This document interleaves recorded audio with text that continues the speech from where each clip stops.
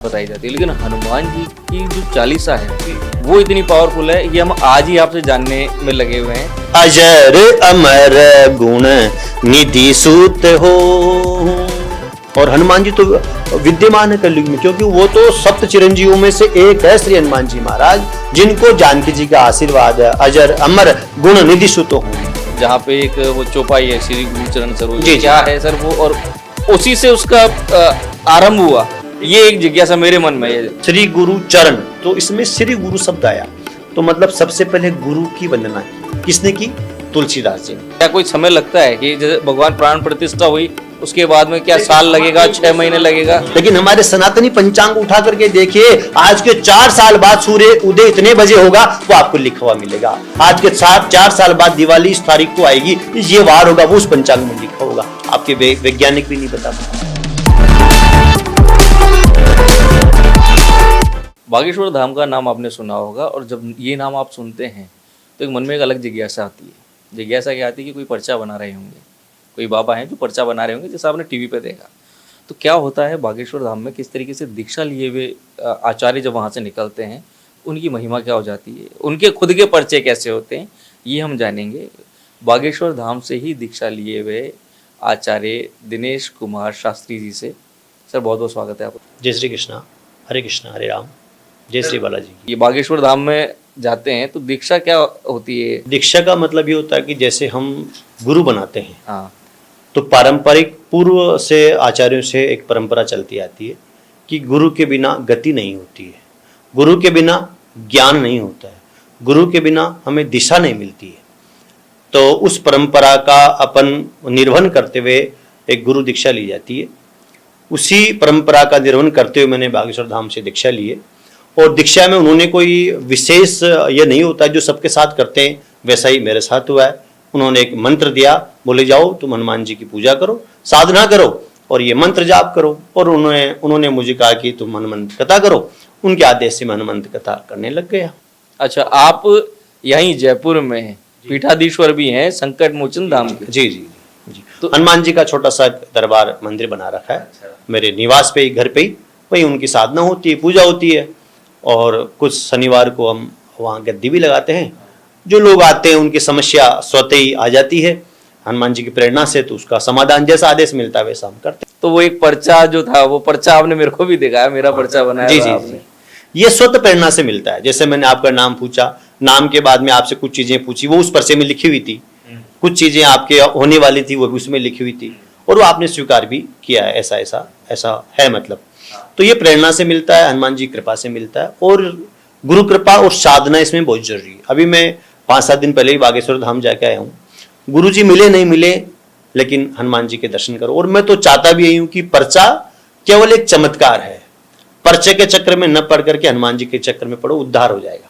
अच्छा, और चमत्कार पे जीवित नहीं रहना चाहिए, चमत्कार पे ज्यादा हमको नहीं पछना चाहिए। ये एक लोगों को सनातन के बारे में बताने की, सनातन की विद्या के बारे में बताने की, एक हमारे इष्ट पर विश्वास दिलाने का एक कार्यक्रम होता है पर्चे का, कि हनुमान जी में ऐसी शक्ति है, अष्ट सिद्धि नौ निधि के दाता। तो हनुमान जी है, तो जरूरी नहीं कि पर्चा में बनाऊं। आप साधना करोगे, आप किसी मंत्र का जाप करोगे, चांट मतलब मंत्र, आप तो वो जैसे आप करते जाओगे आपका स्वतः ही मन में एक जो कुछ पूर्व जन्म के किए पाप हो, वर्तमान के पाप हो, तो नाम जाप से वो सब पाप नष्ट हो जाते हैं।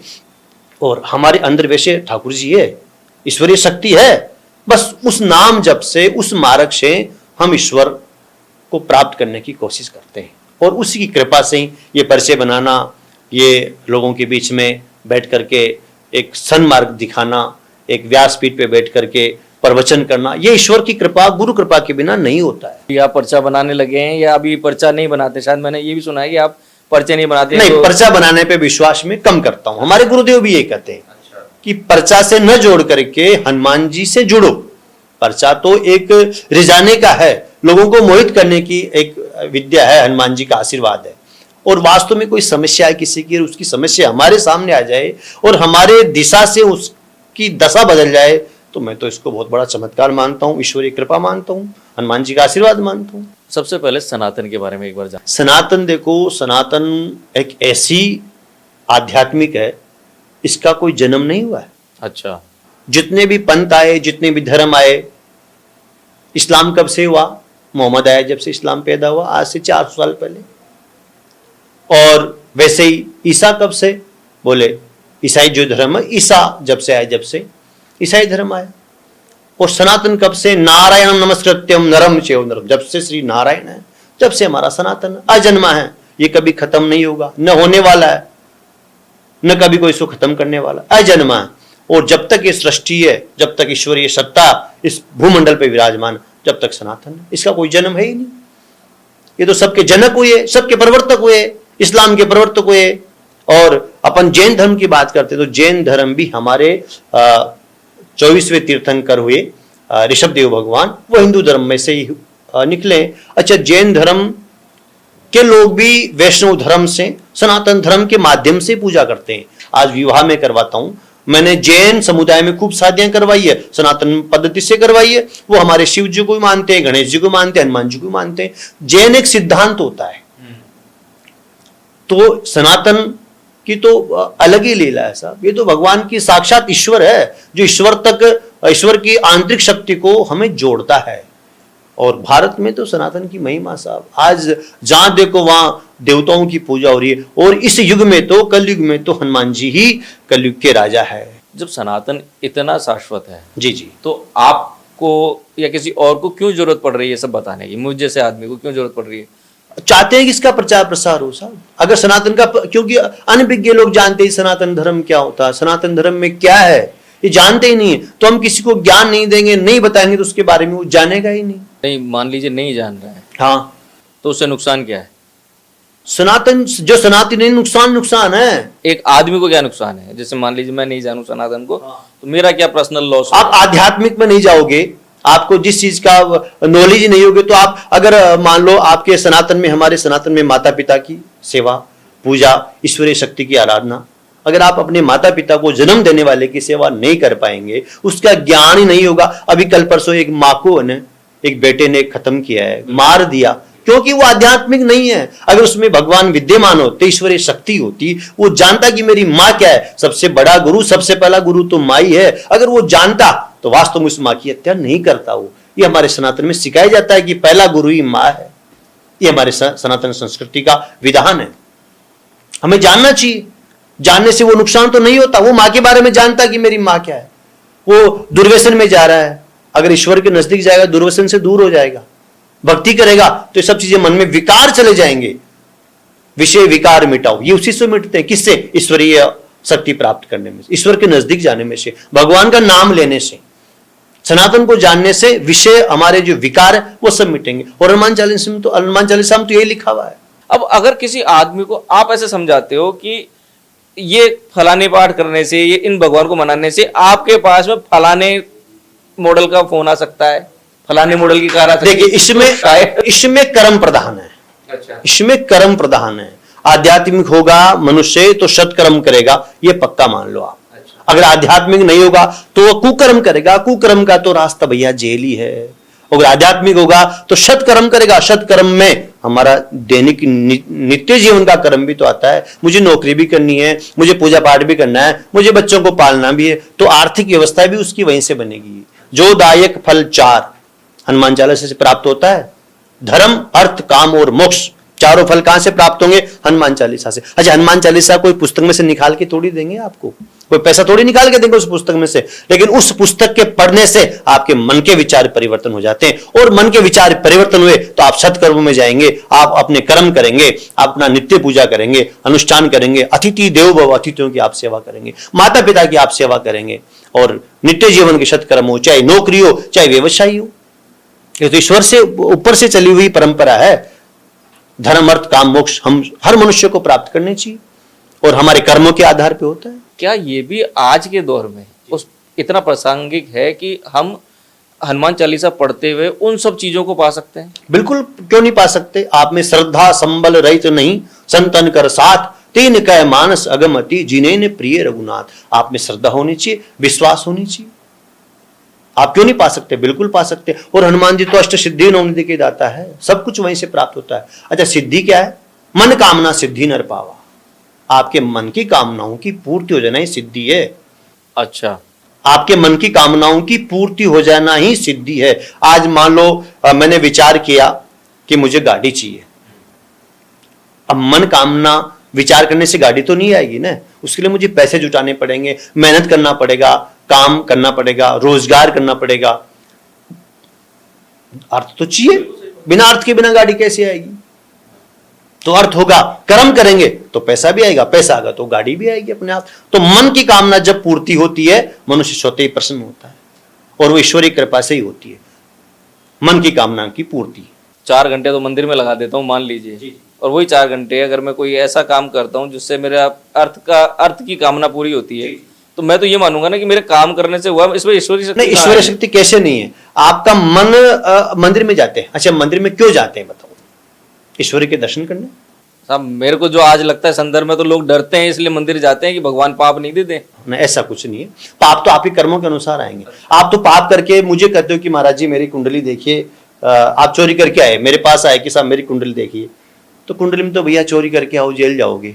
कर्म तो प्रधान है। ईश्वरीय नजदीक जाने से, मंदिर में जाने से आपको आत्मविश्वास बढ़ता है, आत्मबल बढ़ता है। जैसे हम क्या करते हैं, अच्छा ईश्वर सब जगह, हम क्या करते हैं, साइकिल या मोटरसाइकिल मान लो, कुछ भी मान लो, टायर पंचर हो गया, पंचर निकालने के लिए आपको किसी दुकान पे जाना पड़ेगा, पंचर वाले की दुकान पे जाएंगे और हवा भरवाएंगे। जब आपका ठीक हो जाएगी गाड़ी और आप चल देंगे। अच्छा, तो आप उस दुकान पे क्यों गए जी? हवा तो सब जगह, मैं भी हवा ले रहा हूं, आप भी ले रहे हो, आप भी ले रहे, सब लोग हवा ले रहे हैं, तो वहीं से आप हवा भर लीजिए। आप वहां क्यों जाते हो?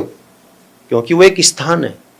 हवा तो सब जगह है, लेकिन आप वहां से हवा नहीं भरेंगे। वैसे ही ईश्वर सब जगह है, ईश्वरीय शक्ति सब जगह विद्यमान है, लेकिन एक नियति पे, एक फिक्स जगह पे जाकर के हमें उस शक्ति का आवरण मिलता है। वहां पॉजिटिविटी होती है, वहां पूजा पाठ होता है, राम जी का नाम होता है, अखंड दीपक जलता है, कीर्तन होता है, तो वहां वाइब्रेशंस होते हैं, और उस वाइब्रेशंस को लेने ही आदमी मंदिर जाता है। एक स्मरण रहे कि मैं ईश्वर आपके चरणों में आया हूं, आपकी शरण में आया हूं, मेरा दिन आज सही निकले। दिन सब सही कैसे निकलेगा? जब आपकी सुमति होगी। जब सुमति कहां से मिलेगी? पॉजिटिव वाइब्रेशंस कहां से मिलेंगे? बोले आध्यात्मिक रहेंगे। जब आपको पॉजिटिव वाइब्रेशंस मिलेंगे, पॉजिटिव वाइब्रेशंस मिलेंगे, तो आप सत्कर्म करेंगे, सत्कर्म करेंगे तो आप पैसा कमाएंगे, पैसा कमाएंगे तो आपकी कामनाओं की पूर्ति होगी। मान लीजिए मेरा एक गांव है छोटा सा, उस गांव में मैंने एक मंदिर की निर्माण करवाया अभी, तो वहां पे वो एनर्जी क्रिएट होने में क्या कोई समय लगता है? कि जैसे भगवान प्राण प्रतिष्ठा हुई, उसके बाद में क्या साल लगेगा, 6 महीने लगेगा? सनातन की बात आ गई,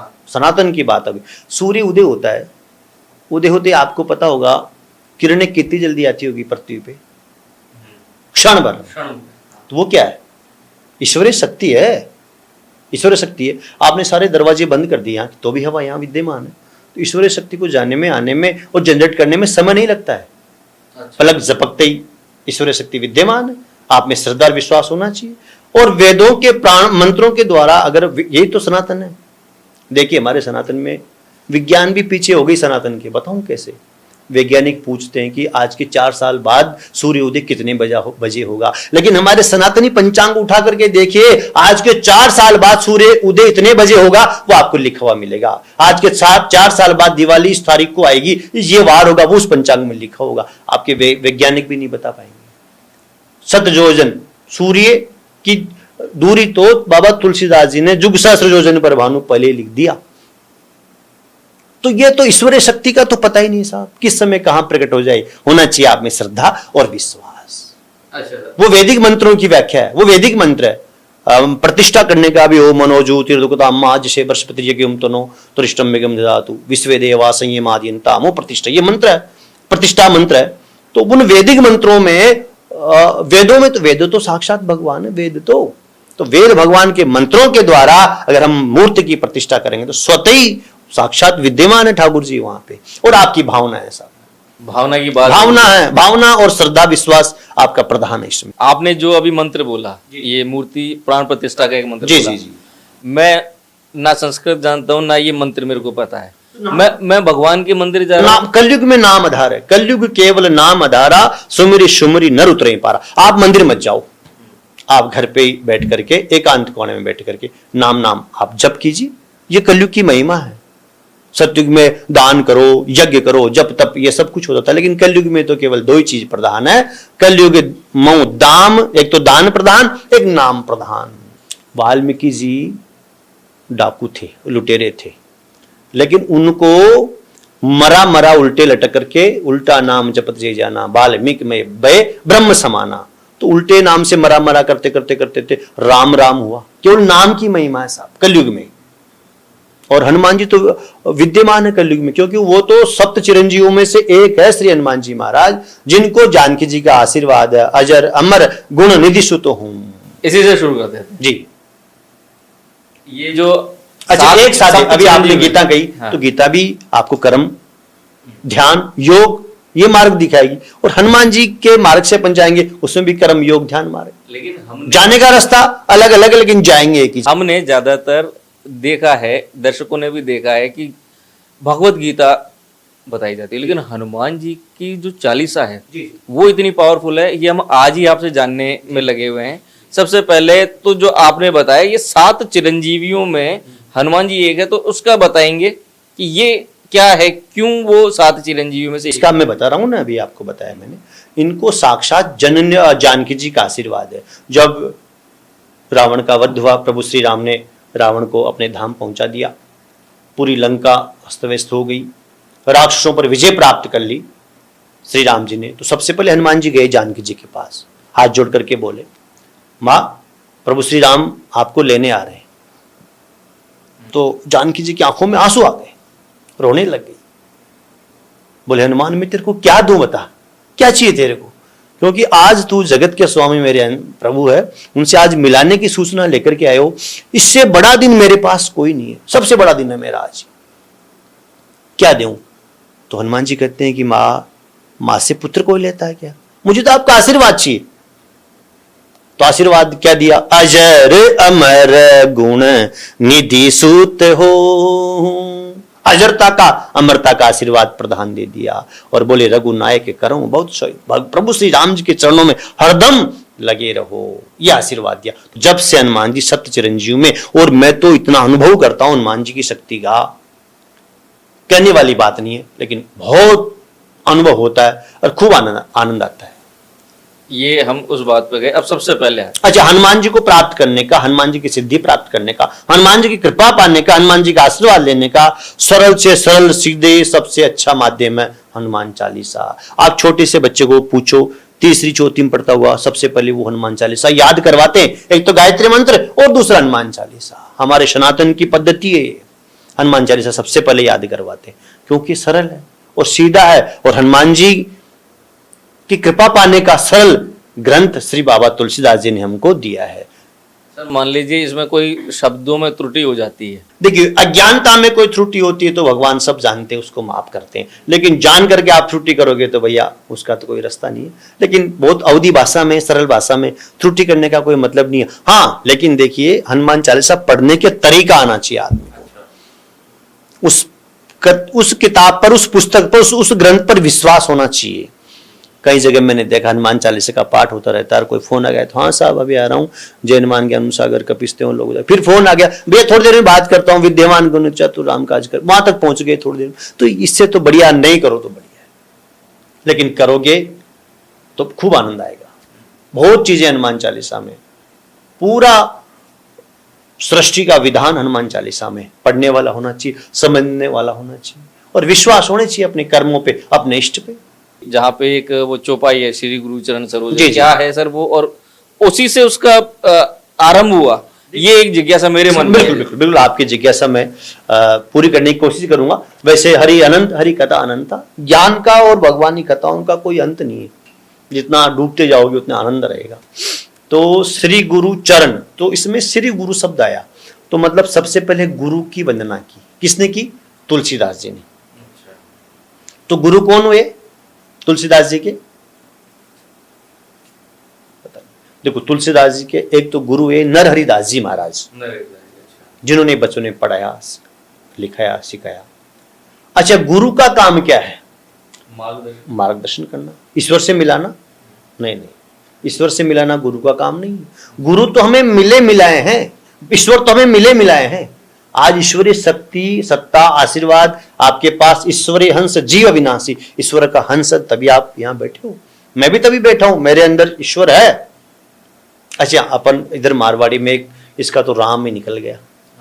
क्यों कहते हैं? जब वो खत्म हो जाता है, जब कोई आदमी, इंसान ये संसार छोड़ के चले जाता, राम निकल गया, इसका मतलब वास्तव में राम जी है जब भी बोलते हैं। तो ईश्वर तो हमें मिले हैं।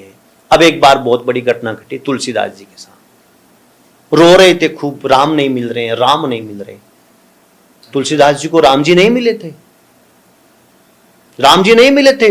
इतना बड़ा ग्रंथ रामचरितमानस लिख दिया, कवितावली, दोहावली, हनुमान अष्टक, हनुमान बाहुक, हनुमान चालीसा, इतनी पुस्तकें लिख दी, लेकिन भगवान के दर्शन नहीं हुए, क्योंकि गुरु का मार्ग नहीं था।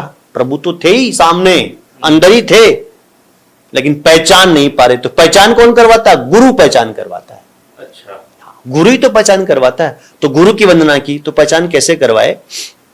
चंदन घिस रहे थे कहां? चित्रकूट के घाट पर बैठ करके। कौन? तुलसीदास जी। मंदाकिनी तट घाट राम घाट पहुंचे दशरथ नंदन, और वहां मंदाकिनी के किनारे चित्रकूट में प्रभु श्री राम जी पहुंच गए। जाकर के बोले, बाबा हमको चंदन दे दो। तुलसीदास जी की आंखों में आंसू आ रहे थे। भैया दूसरी गांठ से ले लो, बहुत पंडे वहां से ले लो। राम जी बोले, बाबा इतने परेशान क्यों हो? क्या हो गया? क्या हो गया तुम्हारा? बोले, हमें हमारे राम जी नहीं मिल रहे हैं। और कौन पूछ रहे हैं तुलसीदास जी से? राम जी पूछ रहे हैं, बाबा क्यों रो रहे हो? अब पड़ेगी ना गुरु की जरूरत, आवश्यकता हुई गुरु की, नहीं पहचान पाए ऐसा। बोले, हमें हमारे राम जी नहीं मिल रहे। बोले, आप इतने रो रहे हो उनके वियोग में, तो आपके राम जी बड़े कठोर होंगे। नहीं नहीं, श्री राम चंद्र कृपाल, हमारे राम जी तो बड़े कृपालु है, बड़े दयालु है। तो दयालु भी नहीं मिल रहे हैं। बोले, क्यों नहीं मिल रहे बताओ? अभी आपने पूछा, श्री गुरु, गुरु की कृपा नहीं हुई है। तो ईश्वरीय शक्ति से मिलाने का काम आशीर्वाद किसका? तो तुलसीदास जी की ये मनोदशा देख करके हनुमान जी बोले, अभी रो रहे हैं, जब ये चले जाएंगे पता नहीं कितना रोएंगे। यहां से चले जाएंगे, पता लगेगा कि राम जी निकल गए। आपने चरणामत दिया, तिलक लगाया, चंदन लगाया, फिर भी आप नहीं पहचान पाए। तो हनुमान जी ने क्या किया? सन्मुख खड़े हैं रघुवीर, तुलसी तू क्यों रोता। सामने कौन खड़े हैं? रघुवीर। तुलसीदास जी क्यों रो रहे हो? तो हनुमान जी ने क्या किया? सन्मुख खड़े रघुवीर, तुलसी तू क्यों रोता। द्रग करो सफल नयन, हनुमान जी बनकर बोले तोता।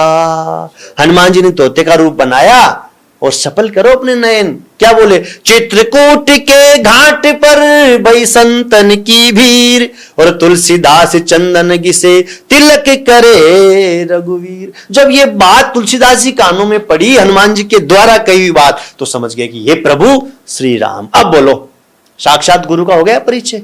जान गए गुरु हमारे जीवन में क्या है। गुरु मिले मिलाई का हमें दर्शन करवाता है। पुस्तक है हमारे पास और कोर्स चलते हैं, सिलेबस चलते हैं, ये पुस्तक आएगी भैया, इसको पढ़ लेना। फिर भी हमारे गुरुजी आते हैं पढ़ाने के लिए, लेक्चरर आते हैं, पढ़ते हैं ना। क्यों आते हैं? आपके पास तो पुस्तक, आप पढ़ लीजिए ना, क्या दिक्कत है। लेकिन नहीं पढ़ पाओगे, गुरु की आवश्यकता में। तो प्रभु श्री राम हमारे अंदर घट घट के वासी राम है, ईश्वरीय शक्ति है, लेकिन हम नहीं पहचान पाते। तो वहां किसकी जरूरत पड़ी? गुरु भगवान की। तो चित्रकूट के घाट पर भई संतन की भी, तो वहां पे उन संतों में एक प्रभु श्री राम जी थे। हनुमान जी ने जैसे ही बोला, समझ गए बाबा तुलसीदास जी यही राम जी है, तो दर्शन हो गए। तो राम जी से मिलाने वाले कौन हुए? हनुमान जी। तो हनुमान जी गुरु हो गए। तो श्री गुरु, ये गुरु का महत्व है। श्री गुरु चरण, मैं ऐसे श्री गुरु के चरणों का स्पर्श करके, ध्यान करके, निज मन, मेरे मन में जो मन रूपी दर्पण है, इसको मैं साफ करूं। किससे? गुरु जी के चरणों की धूली से। मन के विकारों के, मन में जो विकार है उनका, जो उनको आप साफ करोगे, विकारों को दूर करोगे, तो वो गुरु कृपा से होंगे। गुरु जी के चरणों की धूली चाहिए। श्री गुरु चरण सरोज रज, निज मन मुकुर सुधार। इस दर्पण रूपी मन को साफ करो प्रभु आपके चरणों की धूली से। और विमल, निज मन मुकुर सुधार, श्री गुरु चरण सरोज रज, निज मन मुकुर सुधार, बरनऊ रघुवर बिमल। अच्छा ये बताओ, हनुमान चालीसा तो हनुमान जी की पुस्तक है, हनुमान जी के लिए लिखा गया। तो वहां रघुवर विमल की जगह हनुमत विमल जस भी आ सकता था, आ सकता था ना, और आना चाहिए। पुस्तक किसकी? हीरो का नाम आना चाहिए, आना चाहिए ना, लेकिन नहीं आया। लिखते तुलसीदास जी सुबह मिट जाती, अच्छा हनुमान चालीसा लिखते और सुबह मिट जाती। परेशान हो गए, दुखी हो गए, गुरु जी को याद किया, बोले बाबा मैं ये लिखता हूं, बोले इसमें गलती हो रही है। बोले क्या गलती हो रही है? बोले मेरा कोई गुण नहीं है, मेरा कोई जश नहीं है, मेरा कोई यश नहीं है। किसका है? मेरे प्रभु का। तो क्या करूं? बोले इसको हनुमत को मिटा करके रघुवर विमल यश जोदायक फल चार। प्रभु श्री राम जी का यश निर्मल है। अच्छा, विमल यश कैसा होता है? देखो क्या हुआ, विमल यश की बता रहा हूं, अपना मन का जो भाव है। एक बार कुंभकर्ण ने कहा रावण से कि भ्राताश्री आप जनक नंदिनी जानकी जी जगत जननी है, उनका अपहरण कर लाए। अच्छा। कैसे गए? बोले माता बन के गए और अपहरण करके लिए, साधु का रूप धर के। बोले साधारण जाते, साधारण में तो पहचानती जानकी जी ये रावण है, वो बाहर नहीं आती, लेकिन महात्मा बन के गए।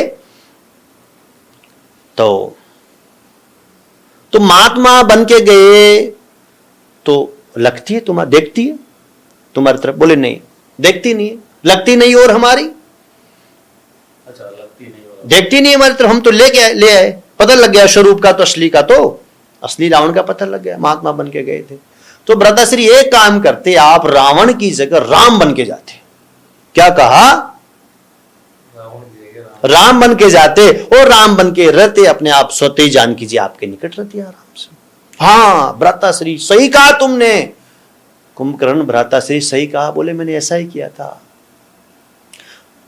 इसमें है हमको भय भैरव भारी, बड़ा कष्ट हुआ, बड़ा दुख हुआ, राघव रूप लगा लेने मातु समान लगे पर नारी।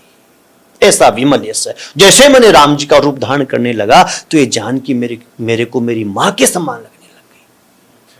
ऐसा विमल यश, केवल नाम से स्मरण करने से ऐसा यश है प्रभु श्री राम का, ऐसा विमल यश। कोई निर्मल मन जन सो मोहि पावा, मोहि कपट छल छिद्र न पावा। प्रभु श्री राम जी को वो स्वीकार है, ऐसा यश प्रभु श्री राम का है। और बाबा तुलसीदास जी ने हनुमान जी करने पर रघुवर विमल यशु जोदायक फल चार, बुद्धिहीन तनु जान के, मेरी बुद्धि को कमजोर निर्मल समझ करके, एक छोटा सा सेवक जान करके, दास जान करके, जोदायक फल चार, मुझे ये 4 फल प्रदान करने वाला ये ग्रंथ छोटा सा मैं आपके चरणों में रख रहा हूं, इसे आप स्वीकार कीजिए। ये हनुमान जी की छोटी सी एक श्री गुरु की मैंने आपको चर्चा बताई है। अरे अनंतरिक बहुत कथा है साहब हनुमान जी के जीवन। जब श्री गुरु चरण इतना हो गया, हो सकता है कि अगर मैं आपको नहीं रोकूं तो आप तो लंबा ना मैंने तो केवल श्री गुरु पे बोला है, चरण पे तो चरणों की धूली क्यों ली साहब?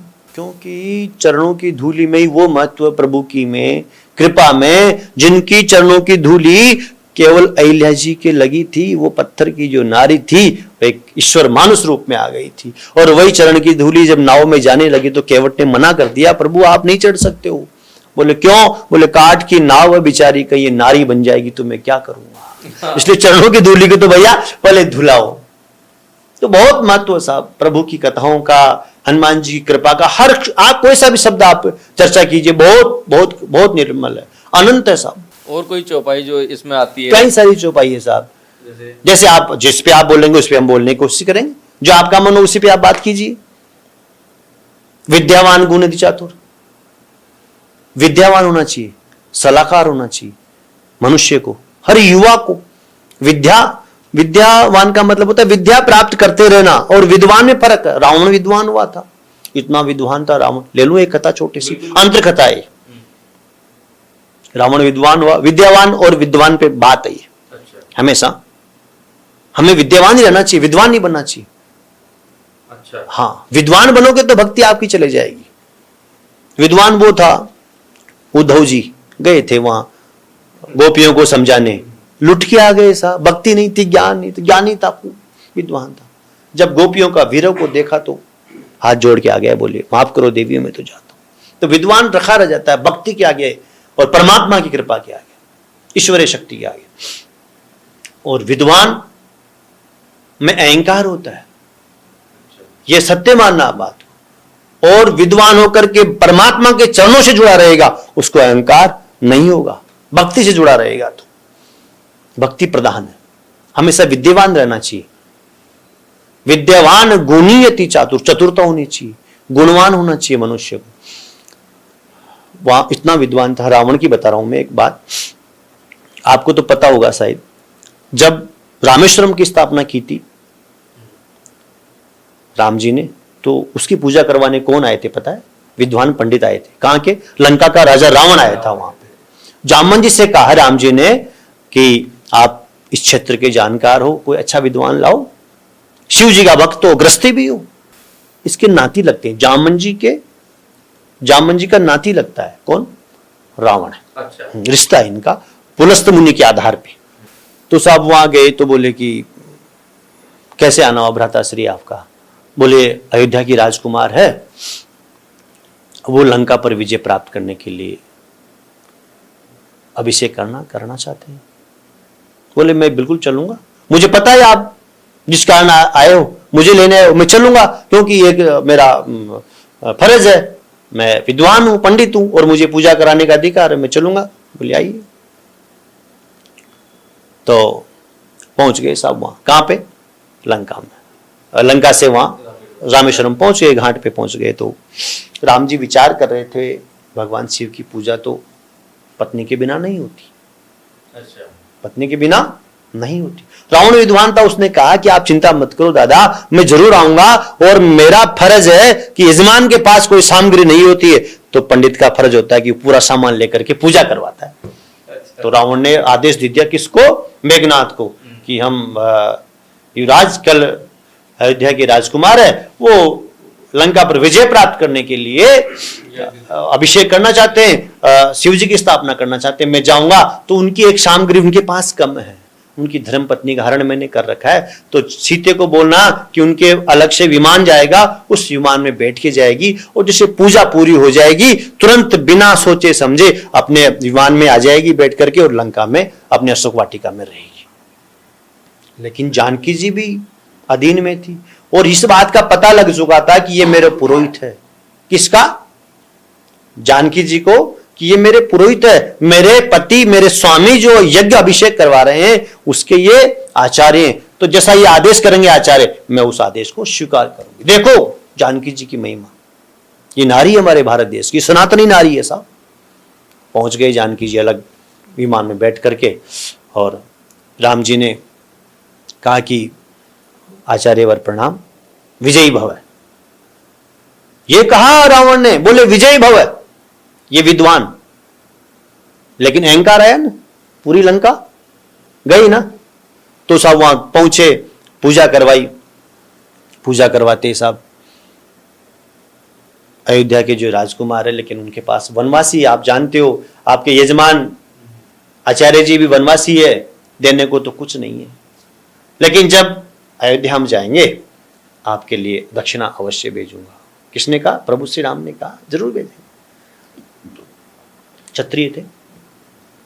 तो रावण ने क्या कहा, क्या मांगा? कि मुझे कुछ नहीं चाहिए, जब मैं परम धाम को जाऊं, जब मेरा यजमान मेरे सामने खड़ा हो। क्या मांगा? राम जी, प्रभु श्री राम। क्योंकि रावण तो जानता था, रावण मरण मनुज कर जाचा। रावण तो जानता था कि मैं मरूं ऐसे, इससे ऐसे प्रतापी राजा से जो नारायण हो स्वयं। वो जान गया था कि ये राम जी नर रूप में नारायण आए हुए, जब भी तो उन्होंने वो ले ली समस्या, और हरण करो जानकी जी का, दुश्मनी बढ़ेगी, मारेंगे। तो राम जी ने ऐसे ही कहा कि रघुकुल रीत सदा चली आए, प्राण जाए पर वचन नहीं जाए। राम जी वहीं खड़े रहे जब रावण की मृत्यु हुई। जब ये विद्वान है, लेकिन था विद्वान, जानकी जी को लेके गया, स्थापना करवाई, लेकिन अहंकार था, पूरे निशाचर का नाश कर दिया, पूरी लंका डुबो दी, जला दी हनुमान जी ने। तो विद्यावान और विद्वान इतने वो होते हैं, हठीले भी होते हैं विद्वान जो लोग होते हैं। मैं कई विद्वानों से मिलता हूं, लेकिन जब लगता है कि सब विद्वान का पारा जब चढ़ा होता है तो प्रणाम करके भैया चल दो, क्योंकि हम तो अज्ञानी हैं, और अज्ञानी बन के रहने में बहुत बड़ा फायदा। भक्ति रहेगी, आप विद्वान बनोगे तो भक्ति नहीं रहेगी, प्रभु के चरणों से प्रेम नहीं रहेगा। लंका को चाहते न हनुमान जी, तो जला तो दिया, रावण को और मेघनाथ को और सबको कूट पाट करके और जानकी जी को लिया थे, लेकिन नहीं, आदेश भी नहीं था। यही कहा था कि जाओ, जाम जी ने पता लगा के आओ, सीता ही कहां सुधी पाओ, सीता जी की सुधी लेकर के आओ। ये नहीं कहा था कि तुम मार के आना, आधार के आना। वो तो वैसे जानकी जी ने कहा कि भैया अशोक वाटिका में जाना, वहां फल खाना, कोई आ जाए, जिन मुझे मारा ते में मारे, जो कोई मुझे मारेगा तो जानकी जी मारू, भाई ज्यादा नहीं करना। अक्षय कुमार को मार दिया, निशाचर को, बट सुबट माँ बट सबको मार गिरा। तो कर्म था, कोई आएगा तो वो तो हनुमान जी, वो तो साक्षात भगवान शिव, शंकर सुमन केसरी नंदन। भगवान शिव जी ने विचार किया था कि इस नारायण की सेवा तो मुझे करनी है। तो जानकी जी माता अंजनी के गर्भ में 11वां रुद्र अवतार के रूप में हनुमान जी आए, और हनुमान जी ने सेवा की प्रभु श्री राम के चरणों की। ये भगवान शिव है, शंकर स्वयं केसरी नंदन तेज प्रताप महाजन, विद्यावान गुण चातुर राम काज कर बेबाद। हनुमान चालीसा में कोई सी भी चौपाई पे ले लो आप। अच्छा, इसका अर्थ देखो, महत्व देखो हनुमान चालीसा का, जानते ही नहीं है, पढ़ लेते। मैंने एक पूछा एक सज्जन को, मन की जो ये पढ़े हनुमान चालीसा हुई सिद्धि सा की गौरी सा, क्या होगा? बोले आनंद होंगे।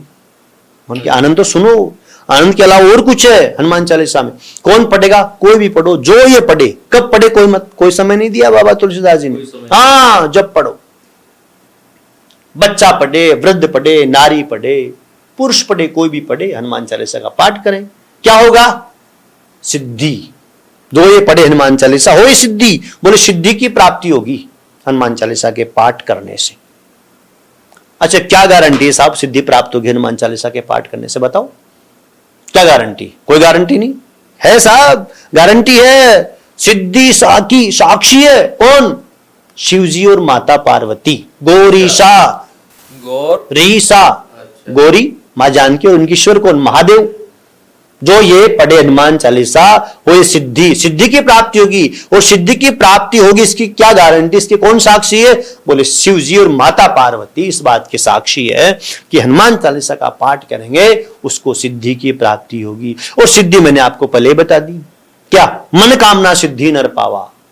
जिसमें राग नहीं रहे उसको वैराग्य की सिद्धि है। जिसमें भौतिकवाद इन सब चीजों का नहीं रहे उससे त्याग की सिद्धि है।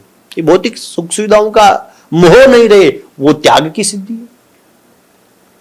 तो हनुमान जी के हनुमान चालीसा के पाठ में तो वो ताकत है साहब। अच्छा, ये हमें आत्मविश्वास दिलाता है। आज के युग में हर बच्चा, कोई भी देख लो, एग्जाम से पहले मंदिर जाएगा, वो चाहे वो 6 महीने 12 महीने मंदिर नहीं गया हो, लेकिन हनुमान जी के मंदिर में जरूर जाएगा एग्जाम से पहले। ये उसका आत्मविश्वास, उसकी श्रद्धा और विश्वास है। उसी से उसको वाइब्रेशंस मिलते हैं, आत्मविश्वास बढ़ता है। प्रभु मुद्रिका मेली मुखमाई जल्दी लागी गचरा। ये केवल हनुमान जी में विश्वास था। मुद्रिका में क्या था? राम जी का नाम था। राम जी का नाम लेकर के समुद्र को पार कर गए। कौन? श्री हनुमान जी महाराज। सूक्ष्म रूप दरिशिये दिखावा, छोटा सा रूप दिखा करके मां जानकी जी के वहां प्रकट हो गए। और विकट रूप जैसे परिस्थिति बनी, जिसका तेल उसकी लंका, उसकी आग जला दिया दूं करके हनुमान जी ने। विकट रूप धरी लंक जरावा। बहुत है साहब। आप किसी भी चौपाई पे आप बात करो, संकट ते हनुमान छुड़ावे, सब संकटों से मुक्ति मिलेगी। ऐसी एक अंतर कथा और है, और मनोरथ जो कोई लावे सोई में जीवन फल पावे। चारों युग प्रताप तुम्हारा, चारों युगों में हनुमान जी का प्रताप है। त्रेता युग में भी, त्रेता युग में तो रहे सही, द्वापर में जब वो हुआ था आपका महाभारत हुआ था, कपिध्वज अर्जुन के रथ पे कपिध्वज हनुमान जी बैठे रहे थे। आपको पता है उसकी कब से, उनकी कब इस बात की वो होता कंडीशन हुई थी कि मैं जरूर आऊंगा तुम्हारे युद्ध में? वो एक प्रसंग है कोई कि अर्जुन को भेजा था और कि तीरों से एक पुल बनाने की कोई, उसमें ये था। आप बिल्कुल आप सही पहुंच गए। वही प्रसंग था। वो वाटिका में भेजा, अशोक वाटिका, पुष्प वाटिका में हनुमान जी बैठे हुए थे। बोले पुष्प क्यों ले जा रहे हो? बोले हनुमान प्रभु मंगा रहे हैं। हनुमान जी व्यंग्य कर दिया, बोले चोरों के तुम वो तुम आखिर चोर थे, विनोद कर सकते हैं। भक्त है ना, विनोद कर सकता है भगवान से। कर्मा बाहरो खींचड़ो, झूठा टेस्ट करके चाक और सबरी देखो, पहले टेस्ट करती, चखती, ये भाव है, विनोद है, ये प्रेम है। तो प्रेम में वशीभूत होकर हनुमान जी ने कहा तुम्हारे भगवान ही चोर है, तुम भी चोरी से फूल ले जा रहे हो। माखन चोर थे, विनोद कर दिया, मजाक कर दी, हमारे भगवान को चोर बताया। तुम्हारे भगवान तो उन बंदरों के चक्कर में आकर के वो बनाया समुद्र। तुम्हारे भगवान में कहां ताकत थी, वो तो बंदरों के साथ मिलकर के समुद्र बनाया, पुल बना दिया, पुल, हाँ समुद्र पुल बनाया ना। अच्छा तुम बना सकते हो ऐसा पुल? हनुमान जी ने कहा हाँ, बोले मैं बाणों से बना सकता हूं। हमें होता तो बाणों से बना देता है। अच्छा, हाँ ये कहा हमारे बंदरों ने बनाया, चलो कोई बात नहीं बन, लेकिन तुम बना सकते हो कि हाँ, और तुम्हारे बनाए हुए पुल पे उनका एक बंदर चढ़ सकता है? बोले चढ़ सकता है। बोले बनाओ पुल। शर्त लग गई, किनके? हनुमान जी के और अर्जुन के। पुल बनाओ, और टूट गया मेरे चढ़ते ही तो बोले मैं आत्महत्या कर लूंगा। किसने कहा? अग्नि में दाह कर लूंगा अपने आप को, मैं जल जाऊंगा, मर जाऊंगा, क्षत्रिय हूं साहब। वैसा ही हुआ, पुल बना दिया, आनन फान में वर्षा करे और पुल तैयार हुआ। बोले राम जी का बंदर भी तैयार। हनुमान जी गए, पुल टूट गया। टूटते ही खूब विशाल लकड़ी ला करके अर्जुन ने लगा दी, चिता जलाने की तैयारी कर दिया।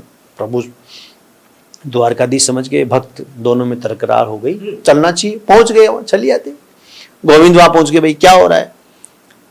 बोले साहब शर्त लगाई थी। बोले क्या शर्त लगाई थी? बोले पुल पे चढ़ जाएगा, टूट गया तो मैं सेवक बन जाऊंगा, और नहीं टूटा तो मैं सेवक बन जाऊंगा। बोले तुमने क्या लगा? बोले मैं अग्नि में अपने आप को दाह कर लूंगा, आत्महत्या करूंगा। भगवान बोले ये और संकट हो गया, कैसे मिटाएं? अच्छा बताओ, दो जब शर्त लगाते हैं तो तीसरा होना चाहिए, जब भी शर्त मान्य होती है। बोले कौन था? बोले कोई नहीं था। बोले शर्त तुम्हारी फेल, तुम्हारी जो कंडीशन है वो फेल हो गई। बोले तीसरा नहीं होता, शर्त मान्य नहीं है, तुम दोनों कुछ भी कर लो, अब लगाओ दोबारा शर्त और दोबारा पुल बनाओ। शर्त लगी, प्रभु वहीं थे द्वारकाधीश कन्हैया जी। पुल बना, भक्त की लाज बचाने के लिए पहुंच गए कहां? पुल के नीचे। हनुमान जी चढ़े, पुल नहीं टूटा। हनुमान जी समझ गए प्रभु ने लीला कर दी। नीचे जाके देखे तो मत्स्य रूप में, कच्छप रूप में वहां बैठे हुए। प्रणाम किया, प्रभु क्यों लीला करते हो? मैंने तो छोटा सा मजाक किया था, आपसे व्यंग्य किया था। तो बोले, अर्जुन बोले कि ऐसे जो योद्धा इनको तो चलना चाहिए अपने युद्ध में। बोले जरूरत नहीं, जरूरत पड़ेगी जब, अभी नहीं, जब समय आएगा जब बुलाएंगे। तो हनुमान जी को निमंत्रण दिया महाभारत के युद्ध में। बोले साहब हम तो बिना सत्संग के बिना वही नहीं रहते।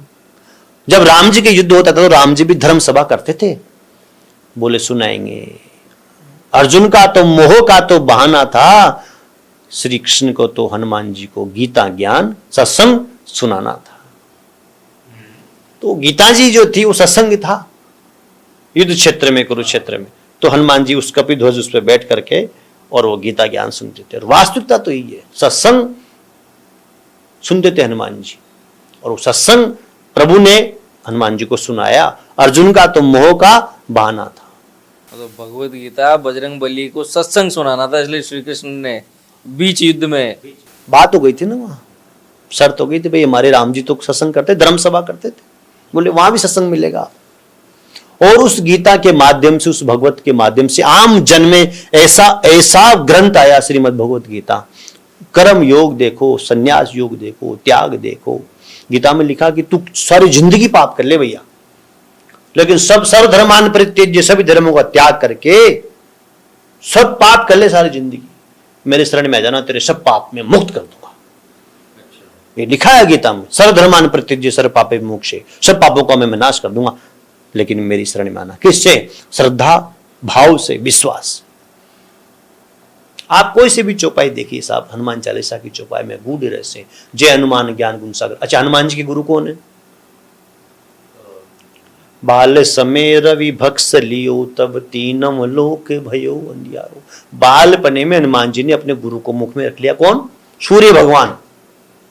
सूर्य भगवान हनुमान जी के गुरु। हाँ, सूर्य भगवान जब गए पढ़ने के लिए तो साहब गुरुदेव हमको पढ़ाओ। बोले भैया हम नहीं पढ़ाएंगे। क्यों? बोले पता नहीं, तुमको पहले बचपन में भूख लग गई, मुख में रख लिया, अंधेरा हो गया पूरी सृष्टि में, तुमको पता नहीं पढ़ते पढ़ते कब भूख लग जाए, फिर हमको मुख में रख लो, हम तो नहीं पढ़ाएंगे, हम रुकते भी नहीं भैया, 9 बजे इधर, 12 बजे इधर, 3 बजे इधर, नहीं पढ़ेंगे। बोले मैं तो उल्टा घूम के ही पिछले पगों से चल के उल्टा उल्टा ही पढ़ लूंगा। अब बताओ, बिना ज्ञान किए बिना उल्टे चलोगे भैया, कैसे विद्यार्थी हो? बोले यही है कि सदगुरु की शरण में जाने से अगर जो जो पहले चल रहा था उससे उल्टा चलेगा, जब भी तो ज्ञान की परीक्षा होगी ना। पढ़ने के बाद में तो परिवर्तन होगा ना, शिक्षा मिलेगी तो परिवर्तन होगा, भगवान की शरण में जाएगा तो परिवर्तन होगा, आध्यात्मिक क्षेत्र जुड़ेगा तो कुकर्मों से दूर होगा, मनुष्य सदगति की प्राप्त होगा। तो हरि अनंत, हरि कथा अनंत था साहब, हनुमान जी की लीलाओं में, कथाओं में। और हनुमान चालीसा तो साक्षात प्रमाणिक चीज है साहब। आज भी गांव में आप देखना, हम तो मेरी बताऊं, हम खेत से गांव में आते थे घर से, तो संध्या के टाइम पे हवा चलती थी वहां पे पेड़ों की। हम सोचते कोई भूत वूत आ जाए, तो हम बच्चे लोग श्री गुरु चरण सरोज रज निज मन मुकुर सुधार वर्ण रघु, वो पढ़ते पढ़ते गांव में आ जाते। इतना विश्वास था हनुमान जी की कथाओं पे, हनुमान जी पे और हनुमान चालीसा में सब। तो हरि अनंत, हरि कथा अनंत। हनुमान जी की लीलाएं अनेक है, किसी भी चौपाई को आप ले लो, अंतर कथाएं बहुत है। क्या वैसे नियम हो सकते हैं कि इसको देखिए, सिद्ध करने हाँ के? बिल्कुल बिल्कुल। और आप क्या सिद्धि होने के बाद में किस तरीके से मुझे पता चले कि भाई मेरी सिद्धि हुई है इसकी, और मुझे क्या अनुभव होंगे? देखिए, सिद्धि, पहले तो आपने कहा कि साहब इसके कोई नियम नहीं है, भगवान को प्राप्त करने के कोई नियम नहीं है, ये तो बात सत्य है ना। केवल भाव होना चाहिए, विश्वास होना चाहिए, और अपने गुरु पे, अपने इष्ट पे श्रद्धा होनी चाहिए। अब जब आप सिद्धि की बात आ गए, तो सिद्धि प्राप्त करने के लिए, सिद्धि क्या होता है? मन कामना सिद्धि नर पावा, मैंने बताया आपको, मन की कामनाओं की पूर्ति हो जाना ही सिद्धि है। तो उसका गुरु कृपा से, जैसे गुरु जी ने आदेश दिया कि आप इतने दिन तक, जैसे मैंने खुद ने 1.25 लाख हनुमान चालीसा किया सब, 1.25 लाख हनुमान चालीसा किया लगातार किया? हाँ लगातार 8 महीने लगे हमको। मैं बैठा, हमारे कुछ सहयोगी थे, मेरी पत्नी बैठी, हमारे पिताजी बैठे, कुछ मेरे सहयोगी लोग थे, वो लोग बैठे। जैसे हम सुबह 9 बजे चालू करते और 6-7 बजे तक चलता हमारे जी, लगातार 3 घंटे में बैठ गया, 2 घंटे कोई बैठ गया, ऐसे काउंटिंग करते रहे। अब कहे साहब आप तो लगातार नहीं किया, कैसे सिद्धि होगी? लेकिन कृपा तो होगी, कुछ तो मिलेगा। और सिद्धि प्राप्त कब होती है? निष्भाव से, कोई आपका कोई संकल्प नहीं होना चाहिए, श्रद्धा विश्वास रखो, वही सिद्धि है। अनुभव कैसे होगा? आपके जीवन में सकारात्मकता आ जाए, आपके विचार पॉजिटिव हो जाए, आपको हर आदमी में ईश्वरीय शक्ति दिखने लगी, अतिथि ये आपके भगवान के रूप में दिखे, माता पिता साक्षात पृथ्वी के देवता है साहब, ये दिखे। इनके साथ आप गलत व्यवहार मत करो, माता पिता के साथ गलत व्यवहार मत करो, आपके विचारों में कोई कुंठितता नहीं आए, सद्विचार है, तो समझना ईश्वरीय कृपा हो गई, सिद्धि प्राप्त हो गई हमें। और जब इसकी उनकी कृपा होती है साहब, पता नहीं कैसे तो अर्थ आता है, कैसे व्यवस्थाएं बनती है, पता ही नहीं चलता। मैंने स्वयं ने प्रभु कृपा से करने वाली तो कोई बात नहीं है। हनुमान चालीसा पे 400 पेज में पुस्तक लिखी है मैंने, 400 पेज लिखा है हनुमान चालीसा पे, एक एक शब्द की मैंने व्याख्या की है, श्री गुरु चरण से लेकर के, और जय जय जय हनुमान गोसाई कृपा करो गुरुदेव की नाई,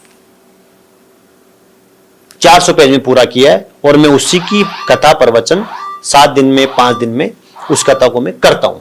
और बहुत ही कथा अभी मेरी सितंबर में भी है, गत महीने रामगढ़ शेखावाटी में की ये कथा। और ईश्वरीय कृपा से ही ये सब कार्य संभव है साहब।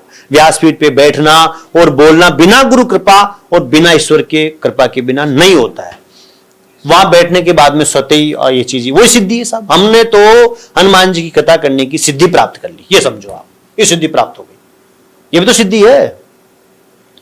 आज मान लो मैं आपके स्टूडियो में आया हूं, तो मुझे आज स्टूडियो में बोलने की और आपके सामने बैठने की सिद्धि प्राप्त कर ली। मन कामना, ये रामचरितमानस की चौपाई है, मन कामना सिद्धि नर पावा, मन के कामनाओं की पूर्ति हो जाना ये सिद्धि है। हाँ, जिस प्रकार की सिद्धि से आप कर रहे हो कि साहब अनुभव कैसे होते हैं, अनुभव हो गया ना, ये आपके विचार ही अनुभव है साहब।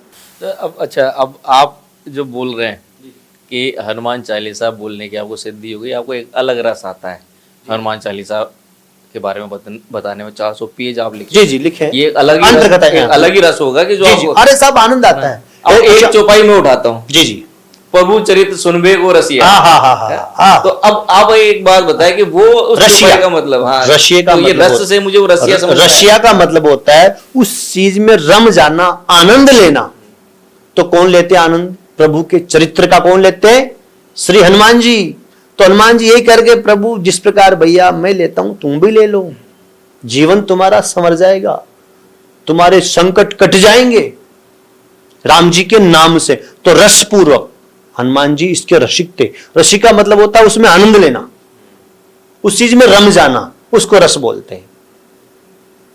तो प्रभु चरित सुनबे को रसिया राम जी के आज भी कई जगह ऐसी ऐसी घटनाएं हुई है साहब। हमारे गुरुदेव थे जिनसे मैंने कुछ हनुमान चालीसा के बारे में सुना था, आचार्य श्री राजेश्वरानंद सरस्वती जी।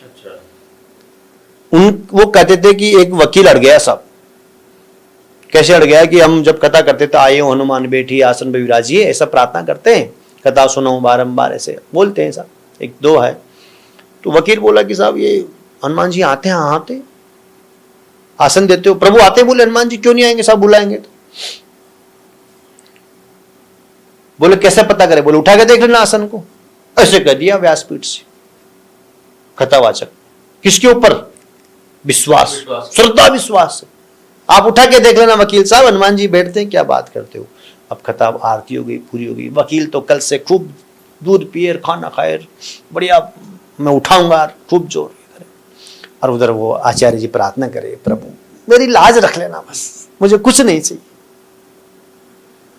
सो आंखों में आंसू आते रहे, प्रभु मेरी कल ये बात रख लेना बस। शरीर कांपे, व्यास जी महाराज का पहुंच गए, बैठ करके प्रणाम, आइए हनुमान बैठे, चेक करो। भाई साहब उस वकील साहब का हाथ अपनी जेब से वहां तक नहीं पहुंच पाया। ये वास्तविक सत्य घटना है। ऐसी विश्वास और श्रद्धा होनी चाहिए हनुमान जी के प्रति। तो वास्तव में देव है, साक्षात हनुमान जी तो अजर अमर, अमरता का वरदान है। सब चिरंजीवियों में श्री हनुमान जी है। और इसी युग में तो साहब हनुमान जी का डंका बज रहा है। हमारे राजस्थान में सालासर देख लो, मेहंदीपुर देख लो, अब बागेश्वर धाम देख लो, हमारा संकट मोचन धाम देख लो, अपने खोले के हनुमान जी देख लो, कहां नहीं है बताओ, कहां भीड़ नहीं हनुमान जी के मंदिर में। और आज के युवा इतने जुड़ रहे हैं साहब, खूब सनातनी हो रहे हैं। मैं तो साहब युवाओं को संदेश भी देना चाह रहा हूं कि जिस तरह अभी बांग्लादेश में हुआ, कितना हादसा हुआ, कितने हिंदुओं की बेटियां मारी गई। तो हम सब सनातनियों को इन सब चीजों का विरोध करके और पक्का सनातन होना चाहिए, हनुमान जी की शरण में जाना चाहिए, हनुमान जी का पाठ करना चाहिए और हमारे देश के प्रति जो कर्तव्य वो करना चाहिए। हमारे सनातन धर्म को जीवित रखने के जो कार्य वो हमें करना चाहिए।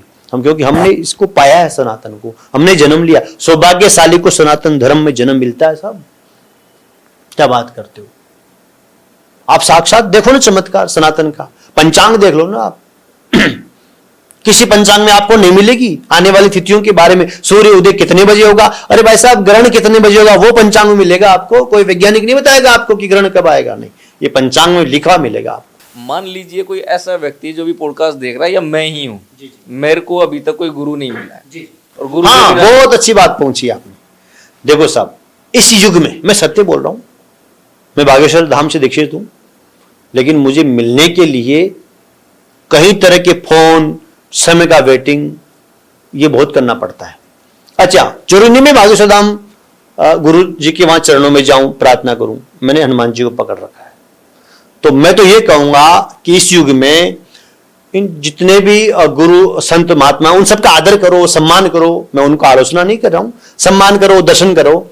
लेकिन अगर आप नहीं पहुंच पाओ तो डायरेक्ट अपनी बात से हनुमान जी कहो, आपकी बात पूरी होगी और आपका उसका रिप्लाई मिलेगा। श्रद्धा विश्वास से बैठ जाओ पकड़ के हनुमान जी के चरणों को कि बालाजी मेरी समस्या है, आप पूरी करो। आपके अंदर स्वतः प्रेरणा मिलेगी कि जा बालक, ये समस्या ऐसा, इसका निदान होगा, ये होगा। ये विश्वास होना चाहिए, श्रद्धा होना चाहिए। तो हनुमान जी गुरु बनाओ, गुरु बनाए। बस बस बस बस बस भाई साहब, किसी को मत बनाओ, हनुमान जी गुरु बना लो। एक सादे सब सदे, एक को पकड़ लो, हनुमान जी को बस। देखो अच्छा, हनुमान जी को पकड़ेंगे तो शंकर सुवन के, शंकर स्वयं के, भगवान शिव की पूजा होगी ना, हो गई। चलो हनुमान जी किन की पूजा करते? जा सुरदे आगार बसे राम सर चाप धर। कौन बैठते हैं? राम जी बैठते हैं। तो तीनों अवतारों की पूजा हो गई। श्री हरि विष्णु की पूजा हो गई, माँ लक्ष्मी की हो गई, राम जी की हो गई, जानकी जी हो गई। उधर हमारे जो रसिक प्रिय भगवान द्वारकाधीश, उनकी पूजा हो गई, रुक्मणी जी की पूजा हो, सभी एक ही तो है ये। इसलिए एक सादे सब सदे, सबकी पूजा उसी में है। बहुत बहुत धन्यवाद आचार्य जी। जय श्री कृष्णा। जय हरे श्री राम। कृष्णा। आपसे जो ये एकदम ज्ञान का भंडार मिला है, और हम तो चाहते हैं कि इस तरीके का प्रोग्राम कुछ सीरीज चला लें, जिससे दर्शकों को भी वो जो बाकी चौपाइयाँ रह गई है उसका आनंद जो वो पाने से रह गए। समय रहेगा तो मैं अवश्य आऊंगा, और जब जब आप बुलाएंगे, जब जब हनुमान चालीसा की चौपाई पे अपन चर्चा करेंगे। बहुत बहुत धन्यवाद सर हमारे स्टूडियो में आने के लिए।